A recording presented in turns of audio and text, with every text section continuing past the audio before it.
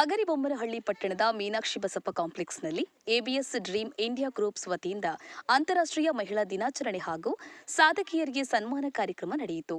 ಈ ಸಂದರ್ಭದಲ್ಲಿ ಮಾತನಾಡಿದ ಎಂಪಿ ಪ್ರಕಾಶ್, ಸಮಾಜಮುಖಿ ಟ್ರಸ್ಟ್ ಹೂವಿನ ಹಡಗಲಿ ಇದರ ಮುಖ್ಯಸ್ಥರಾದ ಶ್ರೀಮತಿ ವೀಣಾ ಮಾಂತೇಶ್ ಇವರು, ಮಹಿಳೆಯರು ಕೇವಲ ಮನೆಗೆ ಮಾತ್ರ ಸೀಮಿತವಾಗಿದ್ದು ಪುರುಷರ ಸರಿಸಮಾನ ಬರುವಂತಿಲ್ಲ ಎನ್ನುವ ಮನಸ್ಥಿತಿ ಅಂದಿನ ಕಾಲದಲ್ಲಿತ್ತು. ಇಂತಹ ಸಂದರ್ಭದಲ್ಲಿ ಡಾಕ್ಟರ್ ಬಿಆರ್ ಅಂಬೇಡ್ಕರ್ ಅವರು ಮಹಿಳೆಯರಿಗೆ ಮತದಾನದ ಹಕ್ಕನ್ನ ಸಂವಿಧಾನದಲ್ಲಿ ಉಲ್ಲೇಖಿಸಿದರು. ಅದನ್ನ ವಿರೋಧಿಸಿದ ಸಂದರ್ಭದಲ್ಲೂ ಮಹಿಳೆಯರನ್ನ ಒಗ್ಗೂಡಿಸಿ ಮತದಾನ ನೀಡುವುದರಲ್ಲಿ ಯಶಸ್ವಿಯಾದರು. ಮಹಿಳೆಯರಿಗೆ ಸ್ವಾತಂತ್ರ್ಯ ನೀಡಿದ್ದೇ ಅಂಬೇಡ್ಕರ್, ಹೀಗಾಗಿ ಅವರನ್ನ ಯಾವಾಗಲೂ ಸ್ಮರಿಸಬೇಕು ಎಂದರು.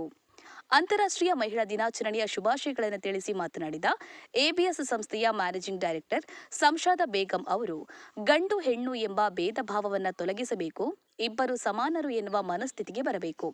ಸಮಾಜದಲ್ಲಿ ಸಾಧನೆಗೈದ ಅನೇಕ ಮಹಿಳೆಯರು ಎಲ್ಲರಿಗೂ ದಾರಿದೀಪವಾಗಲಿ ಎಂದು ಶುಭ ಹಾರೈಸಿದರು.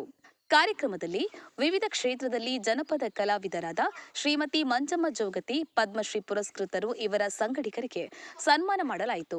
ಹಾಗೂ ಪುರಸಭೆಯಲ್ಲಿ, ಗ್ರಾಮ ಪಂಚಾಯತ್ನಲ್ಲಿ, ಶಿಕ್ಷಣ ಕ್ಷೇತ್ರದಲ್ಲಿ, ಆರೋಗ್ಯ ಇಲಾಖೆ, ಪೊಲೀಸ್ ಇಲಾಖೆ, ಎಪಿಎಸ್ ಸಂಸ್ಥೆಯ ಸಿಬ್ಬಂದಿಗಳಿಗೆ, ಸಂಗೀತ ಶಿಕ್ಷಕರಾದ ಶಾರದಮ್ಮ ಮತ್ತು ಸ್ವಾವಲಂಬಿ ಜೀವನ ಕಟ್ಟಿಕೊಂಡ ಮಹಿಳೆಯರನ್ನ ಸನ್ಮಾನಿಸಿ ಗೌರವಿಸಲಾಯಿತು. ಈ ಸಂದರ್ಭದಲ್ಲಿ ಪ್ರಾಥಮಿಕ ಆರೋಗ್ಯ ಕೇಂದ್ರದ ವೈದ್ಯರಾದ ಗಂಗಾ, ಪರಿವರ್ತನಾ ಚಾರಿಟೇಬಲ್ ಟ್ರಸ್ಟ್ನ ಅಧ್ಯಕ್ಷೆ ಜಿ ಸರೋಜಾ, ಉಸ್ಮಾನ್ ಭಾಷ್, ನಾಗಲಕ್ಷ್ಮಿ, ಅಶ್ವಿನಿ ಹಾಗೂ ಎಬಿಎಸ್ ಗ್ರೂಪ್ನ ಎಲ್ಲ ಸದಸ್ಯರು ಉಪಸ್ಥಿತರಿದ್ದರು.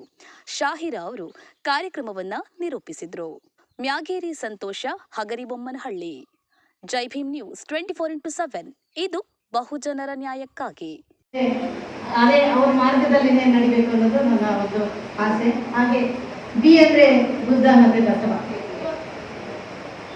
ಬುದ್ಧನ ಬಗ್ಗೆ ನಿಮ್ಗೆಲ್ಲರಿಗೂ ಗೊತ್ತಿರ್ತಕ್ಕಂಥದ್ದು. ಇಡೀ ತನ್ನ ಸಾಮ್ರಾಜ್ಯವನ್ನೇ ತ್ಯಾಗ ಮಾಡಿ ಹೊರಗಡೆ ಹೋಗಿರ್ತಕ್ಕಂಥದ್ದು. ಸಮಾಜದಲ್ಲಿ ಏನೇನ ಮಾಡಬೇಕು ಅನ್ನೋದನ್ನ ಅವರು ಅರ್ಥ ಮಾಡ್ಕೊಳ್ಳೋಕ್ಕಾಗಿ ಬಿಟ್ಟು ಹೋಗಿರ್ತಕ್ಕಂಥದ್ದು. ಬುದ್ಧನಲ್ಲಿ ಸ್ವಲ್ಪ ಅಳಕಿತ್ತು, ಹೆಣ್ಮಕ್ಳನ್ನ ಸಂಘಕ್ಕೆ ಸೇರಿಸ್ಕೊಳ್ಳೋದು ಬೇಡ ಅಂತೇಳಿ. ಅವನ ಆನಂದನ ಕರೀತಾರೆ, ಅವರು ಶಿಷ್ಯ ಆನಂದ ಕರೆದಾಗ ಫಸ್ಟ್ ಹೇಳ್ತಾರೆ, ಆನಂದ ನಿನ್ನ ಮಹಿಳೆಯರಿಂದ ದೂರ ಇರು, ಅವರು ಸಂಘದೊಳಗೆ ಬಂದ್ರೆ ಸಂಘ ಕೆಟ್ಟು ಹೋಗುತ್ತೆ ಅಂತೇಳಿ. ಅಕಸ್ಮಾತ್ ಅವ್ರು ನೋಡಿದ್ರೆ ನೀನು ದೂರದಿಂದ ಹೋಗು ಅಂತ ಹೇಳ್ತಾರೆ.